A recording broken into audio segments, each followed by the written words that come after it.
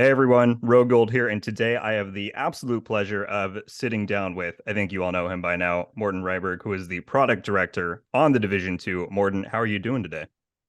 I'm doing very fine, thanks, Rogue.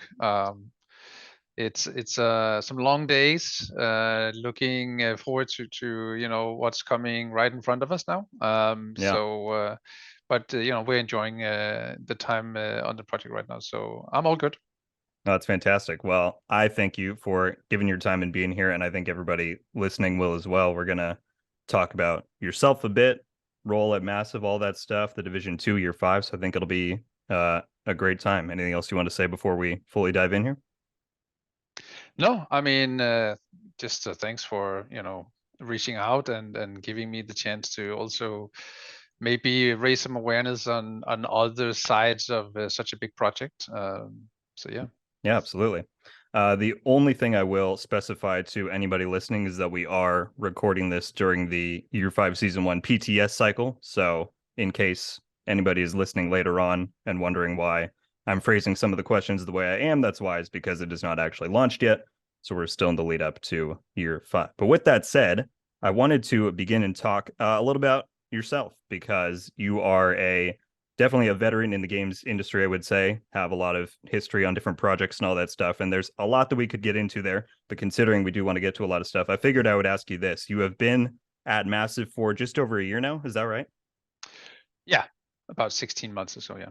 Which is crazy because it feels like longer than that. But I guess how has the experience been so far? How is working on the Division 2 and in this role compared to some of your past experiences in game development? It's a very different environment for sure, with the tasks that are, within my responsibility now versus what I've been doing for Ubisoft for the last 16 years or 15 years prior to this. Um, and you get into a habit of just knowing what to do in every situation when you have that much experience in a certain job. uh, so of course in the beginning it's super intimidating to suddenly jump in on the deep end Right. and start trying to figure out how to go about handling you know the job as it was, because it has also evolved a lot since I joined, Mm-hmm. because of the size of the team, the whole transition and lead up to the relaunch of the game, I would say, with season 9. So that's kind of intimidating, and Yeah. I was lacking a lot of know-how and experience on that front. But at the same time, coming to a studio like Massive is of course super fun. It's a great place to be.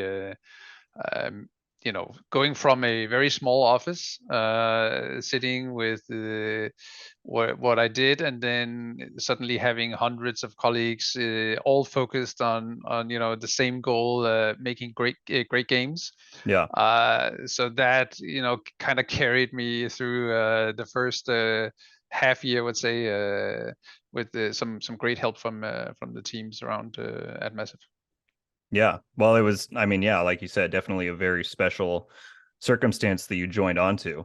So I guess this is kind of a self-serving question, but is there any like particular memory or standout moment that comes to mind from your time working at Massive or on the Division 2 thus far where you were like, yeah, this is pretty cool.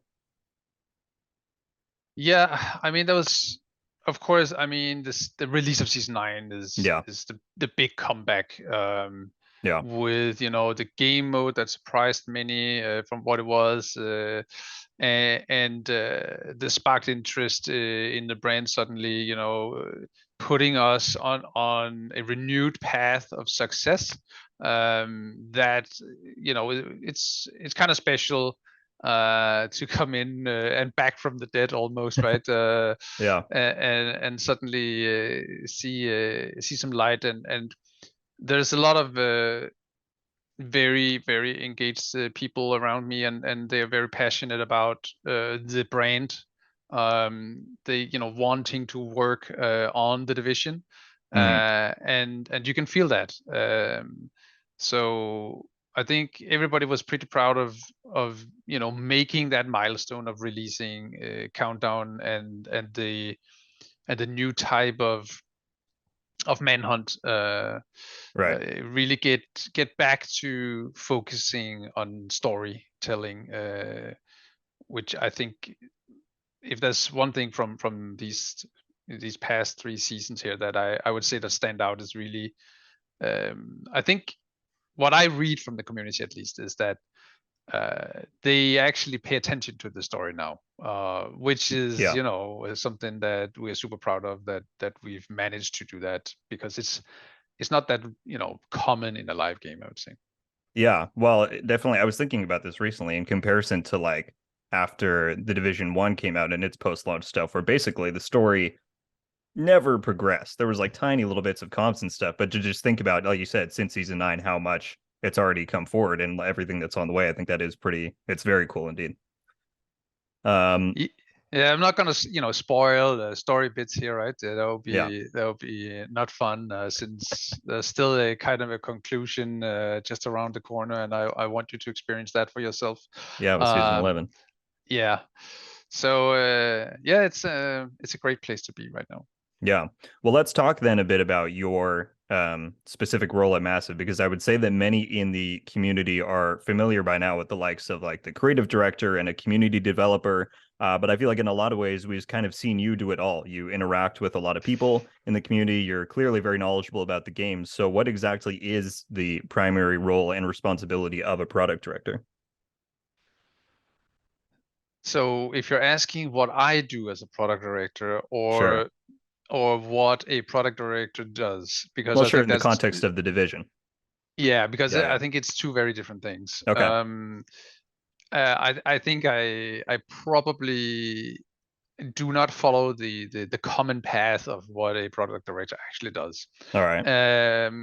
So I think the history in the company, it does play a little into what I do today, because I helped launch the game, the first Hmm. one.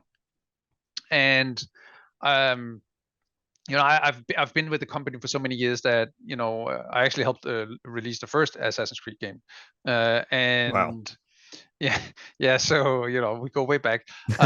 So of course, I the division is we all know it, right? When Division 1 released, it was a spectacle. It was Best a selling new very, IP very, of all time. yeah, exactly. So everybody was cheering, and it was a fantastic moment for the company. And ever since, I've followed the brand very closely. I have hundreds upon hundreds of hours in both Division 1 and 2. And coming into the production team, I carry that knowledge with me. And I also, with my old role being on business side of things, my Hmm. focus is very much about communicating with our players, and also have an understanding that we need to make money. So if we are to continue being able to do this, Right. and deliver content to players, we need to find a good way to secure the revenues keep being positive. Hmm. Otherwise we know what happens, right? And Yeah. we don't want to end there. So it's a balance. But so my job is, I probably have a stronger focus on the business side of things than most. Hmm. Um, but if we cut it like into two silos, as one, uh, securing that the information that we are building, and all the different tools and stories and assets, um, I'm creating all the marketing assets and the communication around those, and delivering that to our publishing side of the company, so they Gotcha. can go to market with all these assets and information. And then I also make sure to gain a lot of information, both from publishing but also from players through data surveys and whatnot. And I structure that to deliver that to Yannick as an example, to help him steer the creative vision in the direction that we believe players want. It's ultimately his decision. So I just, give him the information that he's seeking, or Right. trying to bring some new light into perspective from that side of things. So it's like it goes both ways, and that's why I kind of call myself the glue between two parts, Yeah. the production team and the publishing team, and the players. So I sit right there in the middle, trying to make things work. Yeah. Basically. Well, that's very interesting. I didn't know about all that, and I didn't know that you had that much work and influence on Division One. So that's very neat. Been No, so around for a my long my time. influence on Division One was only from the sales, marketing, and Sure, the sure. event side of things, right? So I was not involved in any kind of production of Division One whatsoever. But You can you still count know, yourself as part of the team. yeah, I believe my name is actually in the credits somewhere, but There you go. Yeah. Well, that's awesome. I'm curious then also, because I know that you have at least some influence with some of these things. Does your role expand at all to like transmedia content and spin-off projects in any way? Because I know at least with the books, you have some influence with that stuff. How does that kind of work? Yeah, it's definitely under my umbrella. So as a product director, I am responsible for securing that the brand is safe, so to say. And with that, I do approve all our transmedia initiatives, and I also help find new opportunities within that space. Right. Um, and we did touch upon a few of those projects during the division day. And we have lots of things cooking all the time, but we can't always just. I would have loved to tell more about what's in the plans, but before the deals are sealed Right. and so on, it's not really healthy to tell about it or show things, because things change so much during the process of securing the content and the direction of all these different projects. Just take for example the novels. I love what Thomas has done with the two first novels here Yeah. that I have been involved in. And there's a lot of work that goes into securing that they are staying true to canon, and but also to what we want with the brand, and not spoiling too much about what goes on in the game, and having understand when are these novels coming out, and how does that feed back into our planning. So there's a lot of details that we need to make sure that it all fits into Right. one global strategy. Like you said, all a part of the brand. Yes. Um, so I guess one last question on that, just out of my own personal interest, how does that work then with the likes of like Heartland? Because that is also obviously a part of the Division brand, but of course Red Storm is their own team doing their own thing. I know they appointed their own product director. I think Tony got that a little while ago. So is there, I assume there's some sort of cross communication there. Oh yeah, I mean, we have regular meetings with the Heartland team, and the same goes for the Resurgence team. Right. Um, so we make sure that we are aligned Mm-hmm. with what goes on. But on the law side of things, I have my lovely narrative director Lauren securing that that everything law wise Yeah. is She's on top of it. fitting. Yeah, exactly. And you could also see the piece on the division day from NGN, That was awesome. that we have to have that timeline Mm-hmm. in place for all the projects. That doesn't count only the games, but also the novels, the webtoon, anything would have to be placed on a timeline, and how does it feed into each other, and Yeah. secure that it all is true. Awesome. Well, that's really cool. And like I said, I don't think a lot of people had full clarity on your exact role. So yeah, that's some very neat insight. Well, let's shift then and talk a bit about kind of massive and also just general Division Two development. I think by now the kind of path that we've tread to get to this point is pretty well known. And by that I mean, of course, the story of the Division Two planning on shutting down and coming back, the team rebuilding, Bucharest came on board, all that stuff. It was a very, I would say, special circumstance that came with its own limitations as far as what we could expect as far as new content with the game. And I think a lot of people had accepted that. But as we learned recently on Division Day, Year 5 looks to be, I would say, one of the biggest content years the game has ever had. And with, Season 4 bringing an entirely new DLC. So I guess my question is, what's changed? Has the development team grown over the course of Year 4? Has Bucharest become more proficient with Snowdrop? I mean, how is Year 5 possible? Hmm. That's a good question. Uh, no, I mean, we don't stop working on future content just because the cadence of 1 year is maybe not, in the fast lane, if Sure. we should. Uh, so this year we've of course developed a lot of the content that we're seeing being released during year 5. And I'll have to say that we have partners also in Shanghai that is responsible for the incursion. Okay. So we do have some a lot of team members has gained a lot of knowledge, Hmm. during the last 2 years, and we definitely see that. It's they understand the brand better, they understand the tech better, but we've also had a lot of depth tech wise Hmm. that we've had to overcome, right? So Yeah. we've also spent hundreds of hours fighting old bugs, and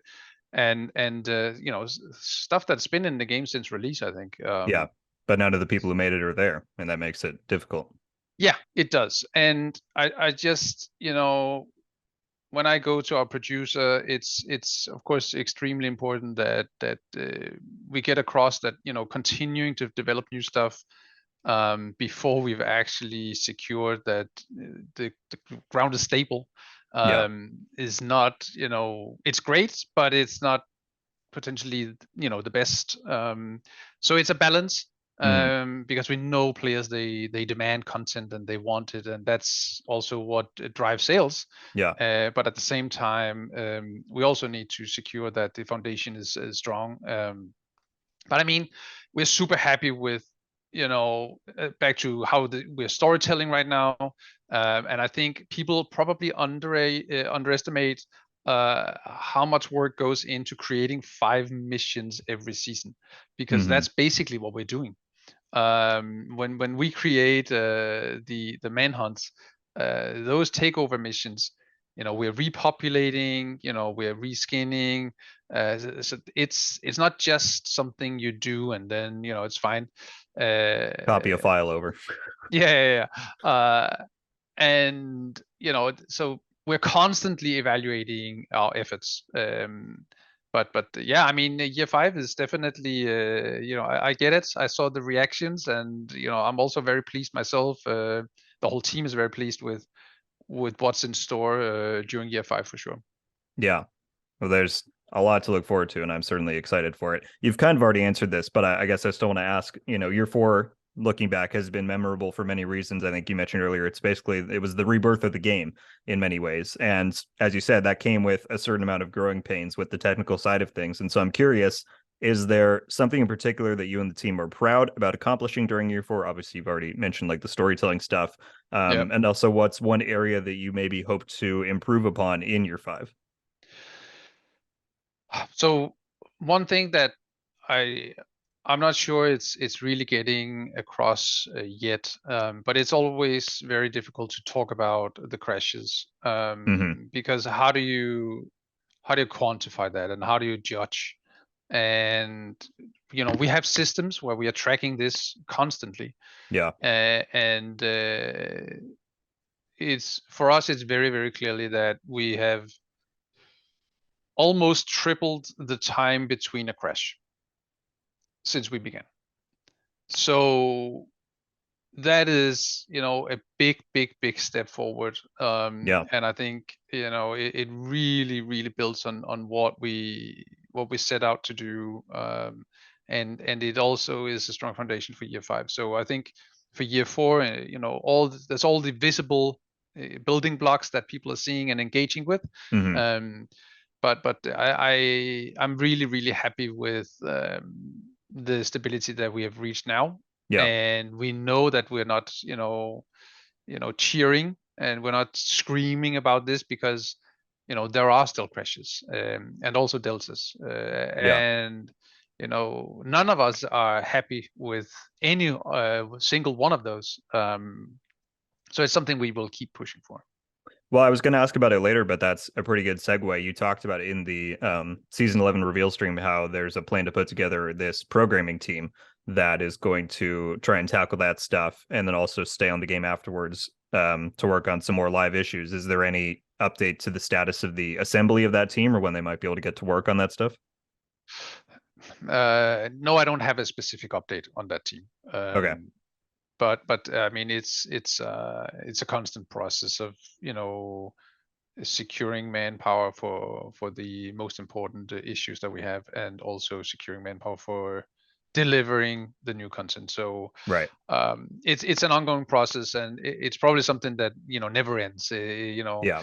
A dev team is constantly in evolving, but it's something that is still absolutely 100% ongoing, and we keep pushing for having that. And once we have something to say on that, we will bring that news to you.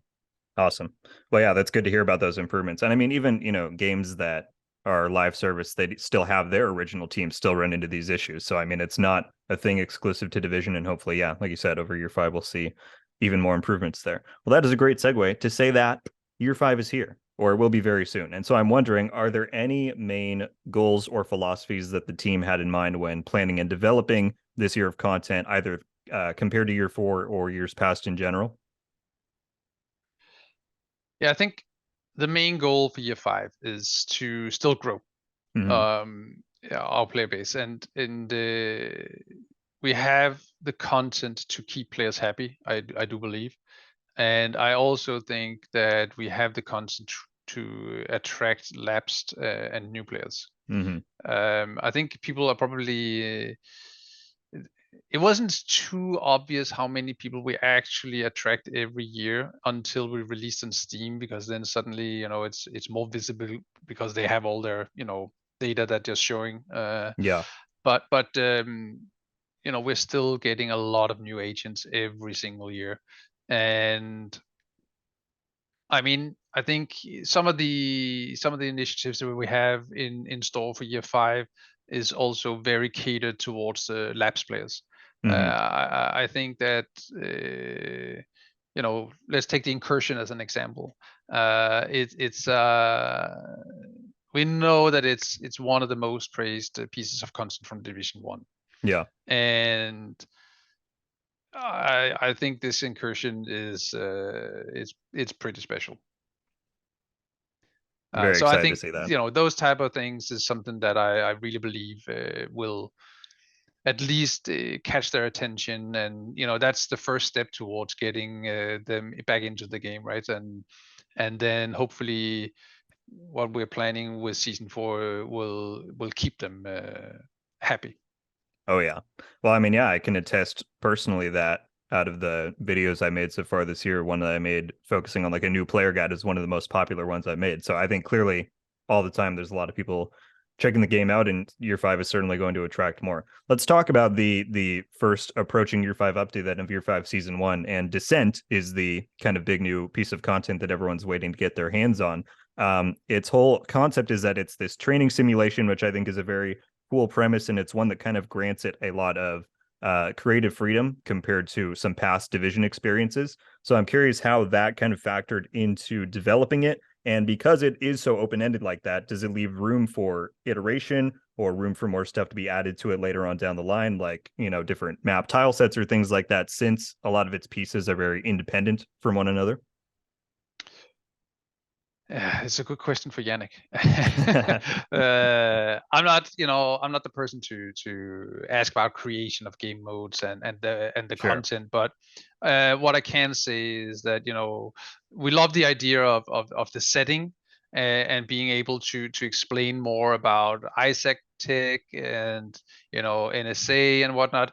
Um, so the delivery system of the lore in all of this is something that is quite unique to Division, Hmm. at least to my knowledge, because it'll be delivered in drops throughout the different weeks of the season, um, to really dig deeper into what is going on and telling that story Right. of this piece. Um, yeah, that's probably as far as I can go into how it is and being developed and continuing that process. We'll have to see. Yeah. Yeah, I was going to ask about those weekly comms because that sounds like an interesting concept. And also mentioned in the patch notes for the first phase of the PTS was that there's going to be those exclusive leaderboard rewards. I was curious if you can elaborate at all on how those might work and how you see that playing into the mode's kind of incentive and longevity for players. Yeah, I mean, we know that rewards are important, Hmm. and they need to be good in order to make a session as it is desirable. So we have like three main areas of rewards. So we have XP. Hmm. Um, so the further you get into the mode, the more XP you are being rewarded, and we are securing that if you have a crash or a delta, you are still rewarded that XP. Oh, that's awesome. Um, and yeah, I think that's very very important Yeah. to have. And the other thing is the currency that you're earning throughout the mode. The same goes for that. So if anything happens, you're at least secured that kind of currency. Awesome. Um, and the idea is that that currency can be used kind of like in the countdown. So you can actually bring loot out of the game mode with you. Because we do know that we need to find some kind of circle where descent feeds into that loot game. Yeah. And I think Countdown did a good job at that, rewarding players for completing certain steps during that mode, and especially if you complete the game mode. So that's taking off the loot part of Descent, and then as you mentioned, the collectibles, which is Lauren's little wet dream of how to deliver story beats, and I think it's a very clever system um, to reward players for beating the nemesis on repeat. Having a little something for those that love to dig deeper into the lore, and I think especially the NSA and the setting here, yeah, it has something unique to tell, which is kind of interesting. Yeah. Well, it's always nice to have weekly objectives to go for. So I think that'll be something that'll Yeah, be fun for season one. regarding the leaderboards, so we heard the feedback from the first PTS. So we'll probably do a little alteration because people are super afraid of cheaters Yeah. taking all the rewards. Um, so it'll be a tier-based reward system instead. So I think it's still just it's a visual representation of your achievements in the game mode, and I've not said too much. Sure. It's not we're not trying to make like number 1 to 10 gets an exclusive item that they can use outside the game mode, and because we know that won't work. uh so yeah, it's about being able to show off that you've you know reached certain levels of the mode. Yes.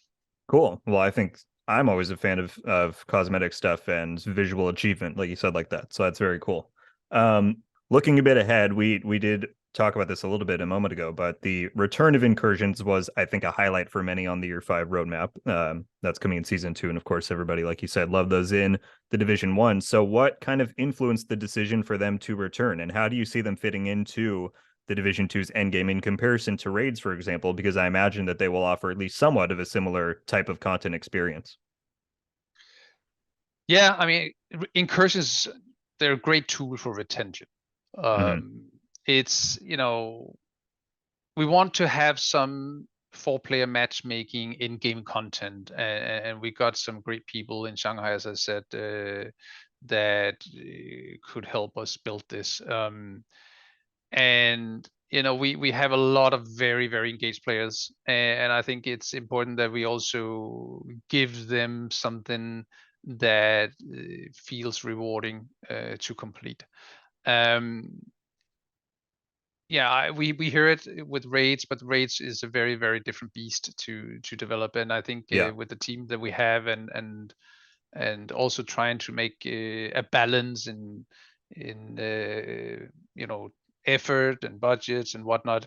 I think this is a very, very great piece of content that will make a lot of the very engaged players extremely happy. And yeah, I mean, the feedback that we're getting from the playtests are extremely positive. that's awesome. I'm really excited to see it. And yeah, I think that makes sense with them being a bit more achievable. I mean, I don't know if people realize all the time that the two raids we have in the game weren't even made by Massive. They were made by an outside studio. So yeah, but I think that'll be very cool. Yeah, they were mostly led by a French guy that I unfortunately forgot the name of right now, but we have him on board leading the development of the incursion. Oh, no way. Well, that's awesome. I love the Yeah, raids, so that's very exciting to hear. he just he understands the limitations of our game and Hmm. how to build around that to make a really engaging combat Yeah, and for four mechanics players. for four players as well. Yes. Well, that is super exciting to hear. Like I said, I really like those raids. All right. Well, of course, then also, seasons 2.0 is a very exciting premise that's on the way. And Yannick has been spilling some secrets about that lately in some interviews where we know we're getting a new item type. The end game is being revamped. It all looks very promising. I'm sure you can't share too much, but I was wondering if you could maybe talk about what you feel seasons in Division 2 currently lack, why there's a need to revamp them in the first place, and what you think this 2.0 vision could potentially accomplish. I don't think the seasons necessarily are lacking something right now. I just think that we can make them even more engaging, uh, and both in terms of players that are, let's say, below 1,000 hours and those that have more than 5,000 hours in the game. That there is it's a really difficult balance to find systems that work in both ends of that spectrum. Right. And yeah, that's what we are setting out to do. So hopefully even more compelling for, like you said, newer players coming on. That's something that always helps the game. So hopefully even more enticing for them and long-term players. So yeah, looking forward to it. And listen, you knew I had to bring it up. You're probably going to hate me, but easily the thing that people are the most excited for from the Year 5 roadmap is the fact that we are getting a new story DLC in season 4. They said new open world zones and new main missions. It's very exciting. Is there anything you can say there? What it means for the game? If there's any idea if this could be comparable to the size of Warlords expansion, if it'll be paid or free. I mean, help us out. What are we looking at here? um so we're super hard at work on the DLC and the content that goes along with that. So we've seen, we do a lot of, on my part, my job is to find data from players and the request, and the top three requested things are main missions, story, and new locations. So All in one. it's just above everything else. Yeah, And that that data led us to the decision to add a DLC. So in terms of details, it falls under the same kind of category as Seasons 2.0, right? That we'll have to sure, wait with the details. sure. But it's very, very, very clear for us that when we see because we bring a lot of story today, and Hmm. as I told you, we actually bring 5 new missions with every season, but it's apparently not satisfying enough to tick off that box for players, because it's still they say, oh, we want new story, we want new areas to explore. Yeah, So that's basically the goal here, is to, at least with the team that we have, find a way to deliver on those wishes from the players. So yeah, that's what we're setting out to do. awesome. Well, and you can correct me if I'm wrong, but wasn't Warlords like one of the highest points for the Division franchise in terms of people checking out the game and like all that stuff? I mean, DLCs like this have a huge impact. Yeah, so the Warlords of New York expansion was very successful. Yes, it was. Yeah, Absolutely. It generated a lot of retention in the game, because it introduced a lot of systems that was tailored towards retention. yeah, And that is, the foundation that we are basically working with right now. But there are also some limitations in that system, sure. because it was, an added expansion to a base game. So from my point of view, when I joined the team, there was some very clear blockers in the current setup Mm. that we need to get rid of. And the only way to do that, and I know I'm speaking completely in code right now, but the only way to actually get rid of these blockers is to design Seasons 2.0. Okay. Uh, and and then we kind of wanted to have like something else than just systems Hmm. redone, and to balance that out, the DLC comes in, right? So we also deliver a content package to go along with that. Cool. Well, yeah, the fact that we're getting that alongside, like you said, seasons 2.0 and all those revamps, hopefully that sets a new kind of foundation and basis for the game. I think that's going to be really exciting. Well, that was a talk about year five. I do have a few questions I wanted to ask as well about just the general outlook for the Division 2. And I had to ask this because despite the reputation many try to give me, I am a PvP player at heart, and PvP in the Division is what originally got me hooked on the franchise. We know that at least during year four, it was difficult to work on any big PvP things because obviously you no longer have Red Storm for support in that area, and without any talent on the team who has specialty in that area, it can be daunting to try and take those sorts of things on. We know we're getting the conflict rewards revamp in year five, season one, which is definitely a positive and a good change to be made. But is there anything else that PvP players can look forward to in year five? We want to make adjustments to what we can with the PvP that we currently have. But I do also believe that, yeah, there are some quality of life stuff that we can Mm-hmm. work on, which some of that is coming with season one. um and then I have this hope that the changes that comes with season four also has quite an impact on PvP. um if that turns out to be true, time will tell. Mm-hmm. It's really it's too early to really say, but we're not, as you mentioned, we're not focused on making PvP specific changes. um because we don't really have the team to do so, and I think we will have to rely on the ETF and the feedback for how we can adjust PvP so that it becomes more fun to engage with. Sure. Because I mean, the Dark Zone is, a very unique piece of content, and we want it to be good. We want it to be a good experience, and the challenge is always when we ask PvP players, they have very different answers to the same question. So it really depends on where's the biggest pool of people. Are they pulling in the direction of we just want max damage or survivability or skills or whatnot? So I think it's a tough one to balance out. Yeah. But I think at least we should try and shake things up from time to time.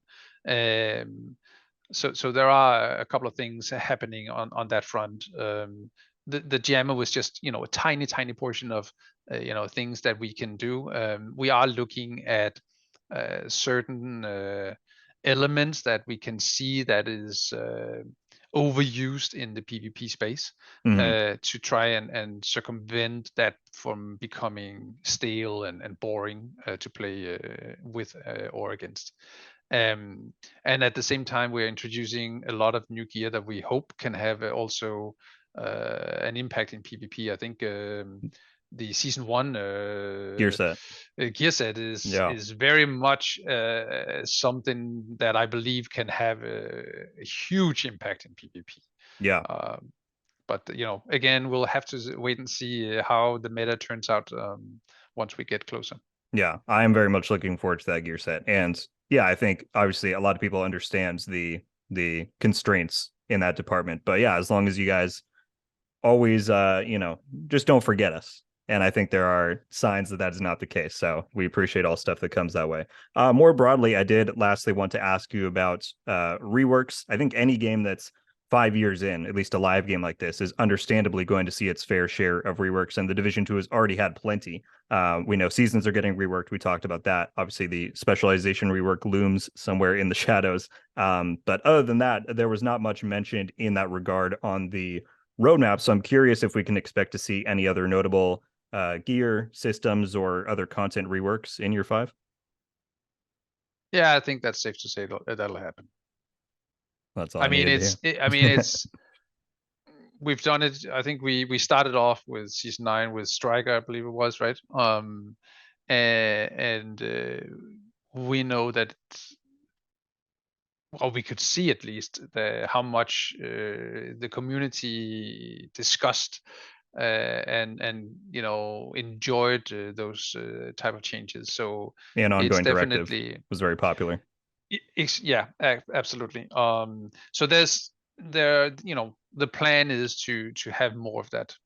Cool. And I guess kind of a side question from that, since you look a lot at player data and interest in that stuff, when you do those types of changes, do you see a similar amount of interest from long-term players compared to like introducing brand new things?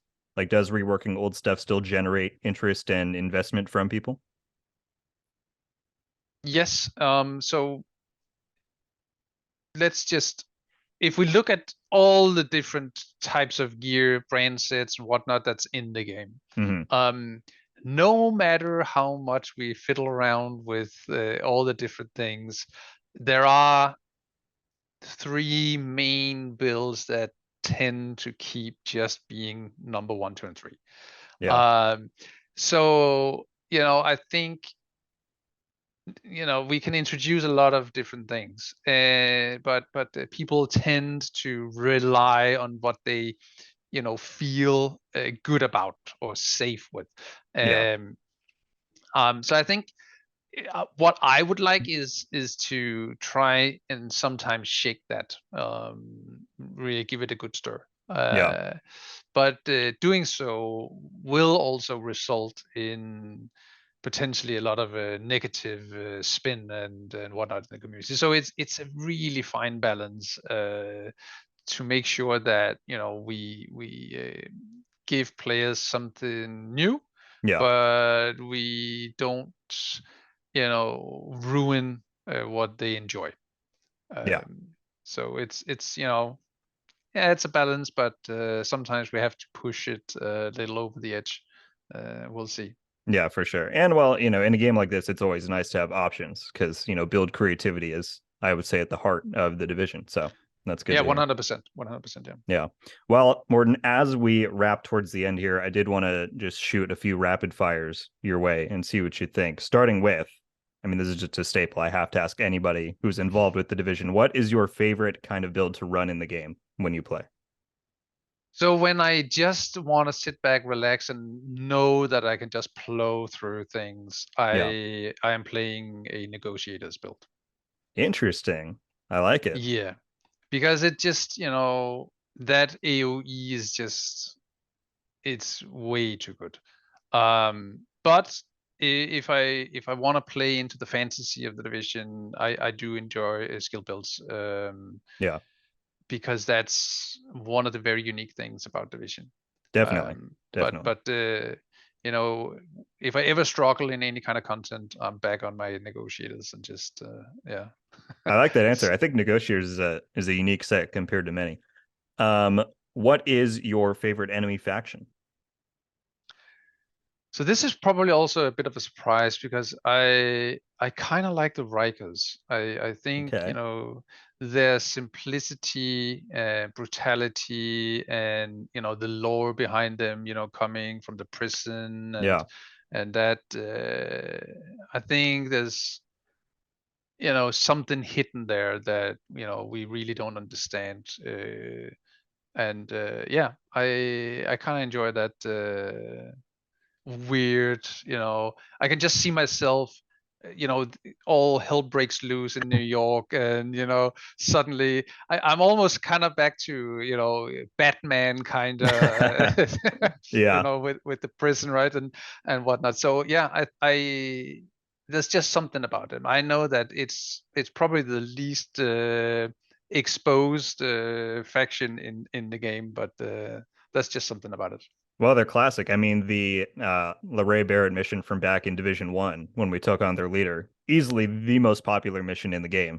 So I like that answer. And I'll just say, I mean, just throwing this out there, since incursions are returning, it has been an idea for a long time that you could do an incursion on Rikers Island. Just putting it out there.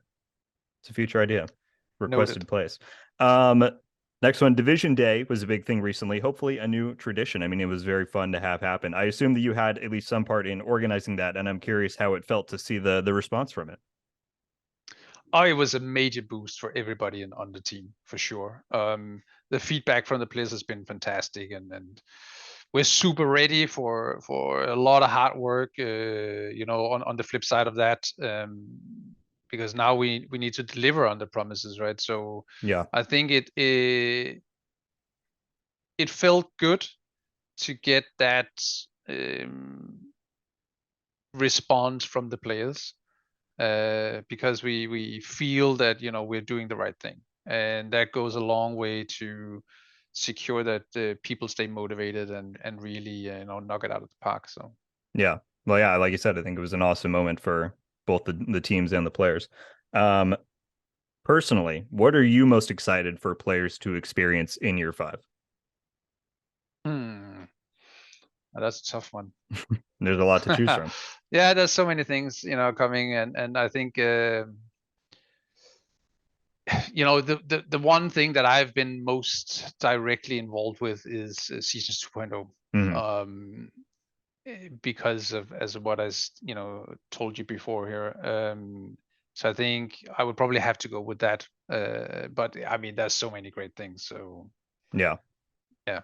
My excitement, I will say, for the incursion has gone up after hearing what you said about this. So, a lot of great things to look forward to. As a fan yourself, I mean, I'm assuming you are one. You don't have to be a fan of the division, but I think you are. What are you most looking forward to in the future of the division universe with all of its announced projects besides Division Two's Year 5 stuff? There's some great transmedia projects cooking right now, and I think among those are some of some really really cool stuff. And I, as I also said, I really enjoyed Thomas's novels as one thing. Yeah. And I also think that some of the stories that will bring on other products are very unique, and yeah, I think those things are super interesting to be part of creating. So I can't go into any details, but One of those we'll know down the line. yeah. Yeah, and specifically, it's very cool to see that those novels are now tying into the game with season 11. That's been a really cool thing to see. So for sure, those are all very exciting. True. Yeah, true. All right, Morten. Final question for you. I would say that right now is the brightest and most optimistic the Division community has been in a long time, primarily because of everything that was announced and shown at Division Day. Is it safe to say that the future of the Division 2 and the franchise as a whole is bright for year 5 and beyond? Yeah, I mean, right now we are of course fully focused on year 5, and that's all our efforts go into that. And I do believe that with this response and with the content that's coming, it's very bright. The We are all happy, extremely happy with the results that we have generated through year 4. It has motivated not just the pro team, but the company, that it's going strong, really strong. So all hands on deck, and securing an even stronger year 5, because we believe that we can deliver on that, and it's super great to be a part of this journey for sure. That is fantastic to hear. I'm looking forward to all of it. That is all the questions that I have. So thank you so much for your time and also just your general commitment, I would say, to the gaming community. I think a lot of people appreciate the kind of correspondence that you provide. Year 5 is coming up in just about a month here. Is there anything that you want to tell players before they head into the new year of content? Join us on the PTS, because we need your help. Balancing. There's some final adjustments that we are testing Yeah, in the next phase of the PTS, and I think that kind of circle between us and that dedicated player base is extremely important for us to deliver a good product on day 1. So hopefully we can continue with that throughout year 5 as well. fantastic. Well, I think there's a lot of stuff to look forward to. Morten, thank you once again. Everybody listening, I hope you very much enjoyed and learned some awesome stuff. I certainly did. And yeah, we will catch you next time. Bye bye.